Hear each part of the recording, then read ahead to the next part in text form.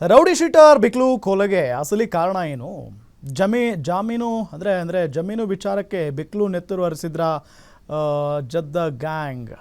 ಕಿತ್ತಗೂರಿನಲ್ಲಿರೋ ಜಮೀನಿಗಾಗಿಯೇ ಹರಿತು ಬಿಕ್ಲು ನೆತ್ತರು. Rowdy sheeter ಬಿಕ್ಲು ಕೊಲೆಗೆ ಅಸಲಿ ಕಾರಣ ಏನು? ಜಮೀನು ವಿಚಾರಕ್ಕೆ ಬಿಕ್ಲು ನೆತ್ತರು ಹರಿಸಿದ್ರ ಜದ್ದ ಗ್ಯಾಂಗ್. ಕಿತ್ತಗೂರಿನಲ್ಲಿರೋ ಜಮೀನಿಗಾಗಿಯೇ ಬಿಕ್ಲು ನೆತ್ತರು ಹರಿದಿದೆ.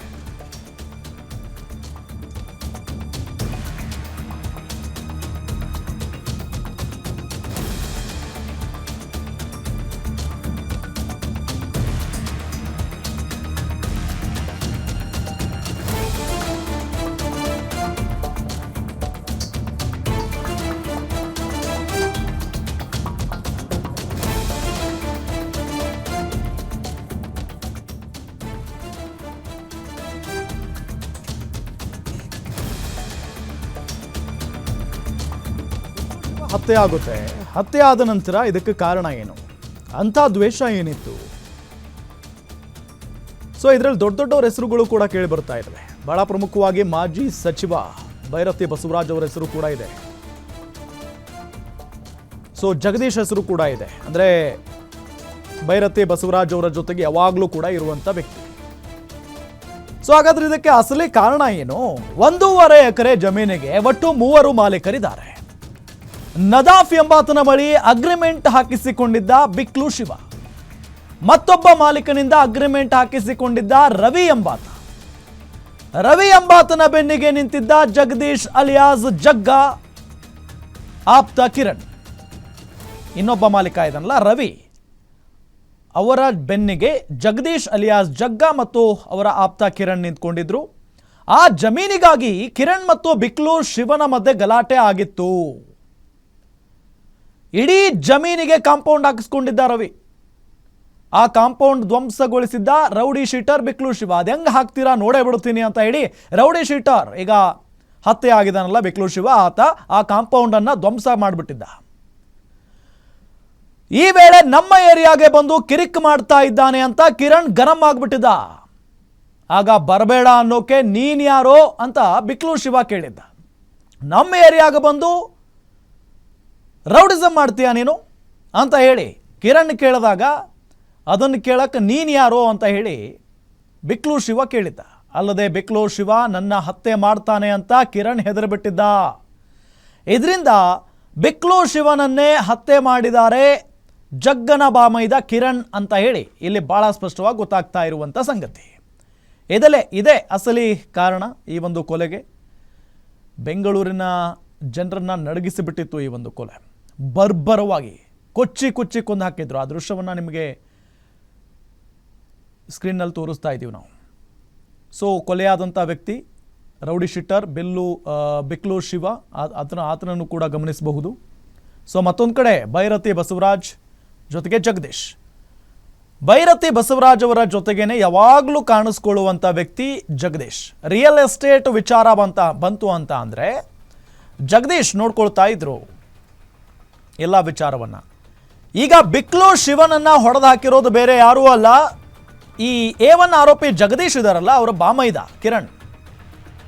ಕಿರಣ್ ಮತ್ತು ಬಿಕ್ಲು ಶಿವನ ಮಧ್ಯೆ ಜಮೀನು ವಿಚಾರಕ್ಕೆ ಸಂಬಂಧಪಟ್ಟಂತೆ ಪದೇ ಗಲಾಟೆ ಆಗ್ತಾನೆ ಇತ್ತು. ಗಲಾಟೆ ಆಗ್ತಾ ಇತ್ತು. ಒಂದು ಸಾರಿ ಅಂತೂ ಕೈ ಮಿಲಾಯಿಸುವ ಹಂತಕ್ಕೆ ಬಂದಿತ್ತು. ಆಗ ನಿನ್ನ ನೋಡ್ಕೊಳ್ತೇನೋ ಅಂತ ಹೇಳಿ ಬಿಕ್ಲು ಶಿವ ಹೇಳಿ ಹೋಗಿದ್ರಂತೆ. ಸೊ ಹಂಗಾಗಿ ನನ್ನನ್ನು ಕೊಲೆ ಮಾಡ್ತಾನೆ ಬಿಕ್ಲು ಶಿವ ಅನ್ನೋ ನಿಟ್ಟಿನಲ್ಲಿ ಹೆದರ್ಬಿಟ್ಟಿದ್ದಂತೆ ಕಿರಣ್, ಲಿಟ್ರಲಿ. ಅದಾದ ನಂತರ ಬಿಕ್ಲು ಶಿವನನ್ನ ಹೇಗಾದ್ರೂ ಮುಗಿಸ್ಬೇಕು ನಾವೇ, ಆತ ನಮ್ಮನ್ನ ಅಥವಾ ನಮ್ಮ ಮೇಲೆ ಅಟ್ಯಾಕ್ ಮಾಡೋದಕ್ಕಿಂತ ಮುನ್ನ ನಾವೇ ಆತನ ಮೇಲೆ ಅಟ್ಯಾಕ್ ಮಾಡಿಬಿಡೋಣ, ಆತನನ್ನ ಮುಗಿಸ್ಬಿಡೋಣ ಅನ್ನೋ ನಿಟ್ಟಿನಲ್ಲಿ ಕಿರಣ್ ಆ್ಯಂಡ್ ಟೀಮ್ ಪ್ಲಾನ್ ಮಾಡುತ್ತೆ. ಪ್ಲಾನ್ ಮಾಡಿ ಹೊಡೆದಾಕಿದ್ದಾರೆ ಅನ್ನೋದು ಮೇಲ್ನೋಟಕ್ಕೆ ಗೊತ್ತಾಗ್ತಾ ಇರುವಂತ ವಿಚಾರ. ಕಾರಣ ಏನು? ಜಮೀನು ವಿಚಾರ.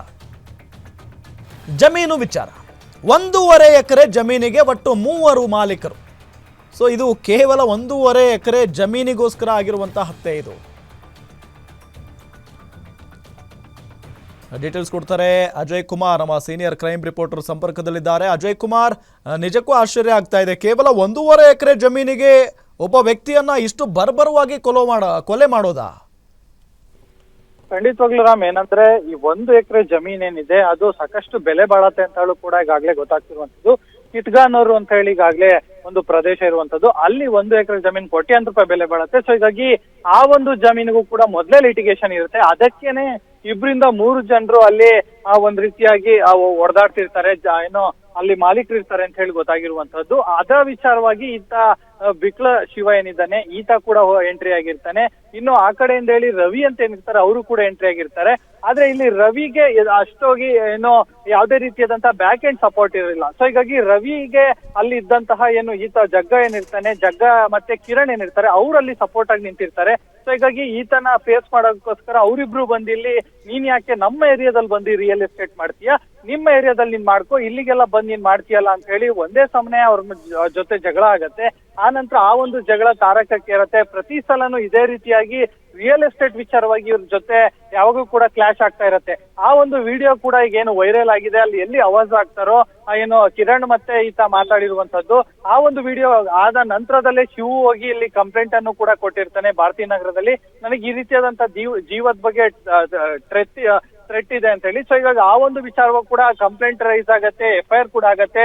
ಅದಾದ ನಂತರದಲ್ಲೂ ಕೂಡ ಆತ ಹೋಗಿ ಸ್ಟೇ ತರ್ತಾನೆ, ನನ್ನ ಮೇಲೆ ಯಾವುದೇ ರೀತಿಯಾಗಿ ಏನೋ ಸುಳ್ಳು ಆಪಾದನೆ ಆಗಿದೆ, ಸೊ ಹೀಗಾಗಿ ಸ್ಟೇ ಕೊಡ್ಬೇಕು ಅಂತ ಹೇಳಿ ಹೈಕೋರ್ಟ್ಗೂ ಕೂಡ ಹೋಗಿ ಜಗ್ಗ ಸ್ಟೇ ಕೂಡ ತರ್ತಾನೆ. ಸೊ ಹೀಗಾಗಿ ಈ ಒಂದು ಜಮೀನಿನ ವಿಚಾರನೆ ಈಗ ಈ ಒಂದು ಕೊಲೆಗೂ ಕೂಡ ಕಾರಣ ಆಗಿದೆ ಅಂತ ಹೇಳಿ ಈಗಾಗಲೇ ಗೊತ್ತಾಗ್ತಾ ಇರುವಂತದ್ದು. ಇನ್ನು ಪೊಲೀಸರು ಇಂಟ್ರಾಗೇಷನ್ ಮಾಡುವಂತ ಸಂದರ್ಭದಲ್ಲೂ ಕೂಡ ಯಾವ ವಿಚಾರಕ್ಕೋಸ್ಕರ ನೀವು ಕೊಲೆ ಮಾಡಿದ್ರಿ ಅಂತ ಹೇಳಿದಾಗ, ಇಲ್ಲ ಈ ರೀತಿಯಾಗಿ ಜಮೀನಿನ ವಿಚಾರ ಇತ್ತು, ಅದರಲ್ಲಿ ಯಾವಾಗ್ಲೂ ಕೂಡ ಈತ ಇಂಟರ್ಫಿಯರ್ ಆಗ್ತಾ ಇದ್ದ, ಅದು ನಾವು ಏನು ತಗೋಬೇಕು ಅಂತ ಇದ್ದಿದ್ದ ಜಮೀನು ಮತ್ತೆ ನಮ್ಮ ಅಂಡರ್ ಅಲ್ಲಿ ಇದ್ದಂತಹ ಜಮೀನು. ಸೊ ಹೀಗಾಗಿ ಈತ ಅದಕ್ಕೆ ಸಾಕಷ್ಟು ಬಾರಿ ವಿರೋಧವನ್ನ ವ್ಯಕ್ತಪಡಿಸಿದ. ಈ ಒಂದು ಕಾರಣದಿಂದಾಗಿ ಜಗದೀಶ್ ಹೇಳಿದ್ರು ಅದಕ್ಕಾಗಿ ನಾವು ಈ ರೀತಿಯಾದಂತಹ ಕೃತ್ಯ ಎಸಗಿದೀವಿ ಅಂತ ಹೇಳಿ ಈಗಿರುವಂತ ಆರೋಪಿಗಳು ಕೂಡ ಸದ್ಯ ಹೇಳಿರುವಂತದ್ದು. ಸೊ ಹೀಗಾಗಿ ಅವರೆಲ್ಲ ಹೇಳಿಕೆಯನ್ನು ಕೂಡ ಈಗಾಗಲೇ ಪೊಲೀಸರು ಸ್ಟೇಟ್ಮೆಂಟ್ ಅನ್ನ ಮಾಡ್ಕೊಂಡಿದ್ದಾರೆ. ಸ್ಟೇಟ್ಮೆಂಟ್ ಆದ ನಂತರ ಅದೆಲ್ಲವನ್ನು ಕೂಡ ಈಗ ಕೋರ್ಟ್ ಮುಂದೆ ಪ್ರೊಡ್ಯೂಸ್ ಮಾಡ್ತಾರೆ.